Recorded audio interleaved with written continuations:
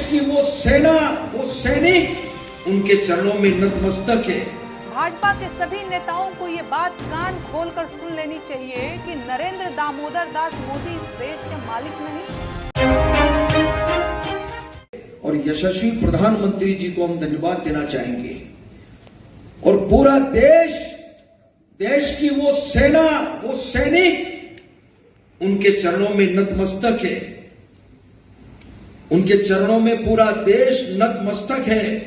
उन्होंने जो जवाब दिया है उसकी जितनी सराहना की जाए, जितना कहा जाए, एक बार उनके लिए जोरदार ताली बजाकर। भारतीय सेना और देश का अपमान करने में भाजपा नेताओं का कोई जोड़ नहीं है। अब नया बयान मध्य प्रदेश के डिप्टी सीएम जगदीश देवड़ा का आया है। उनका कहना है कि पूरा देश, सेना और सैनिक पीएम मोदी के चरणों में नतमस्तक हैं। अब मैं सच में कंफ्यूज हूं कि भाजपा के नेता खुद मूर्ख हैं या वो पूरे देश को मूर्ख समझते हैं। उन्हें क्या लगता है ये देश और देश की जनता उनकी बपौती है? वो खुद को राजा और जनता को प्रजा समझने लगे हैं क्या? क्या वो भूल गए हैं कि जिस कुर्सी पर बैठकर वो बकवासबाजी कर रहे हैं वो जनता की दी हुई है और जनता जब चाहेगी उन्हें कुर्सी से उतारकर जमीन पर बैठा देगी। देश की सेना देश का गौरव और सम्मान है और उसके बारे में फालतू बयानबाजी करने का अधिकार किसी नेता के पास नहीं है। भारतीय सेना देश की सेना है, किसी भाजपा नेता की सेना नहीं है।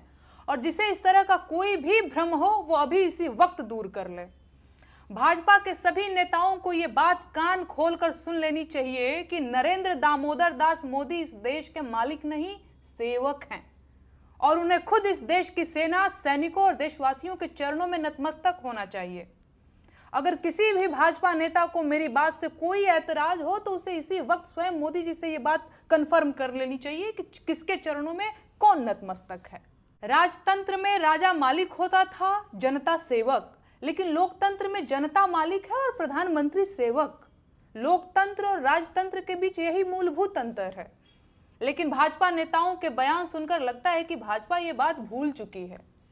सच बात यह है कि कर्नल सोफिया कुरैशी का अपमान करने वाले भाजपा के मंत्री विजय शाह के खिलाफ ढंग से एक्शन लिया गया होता तो बड़ी संभावना है कि मध्य प्रदेश के डिप्टी सीएम जगदीश देवड़ा ऐसी बयानबाजी नहीं करते।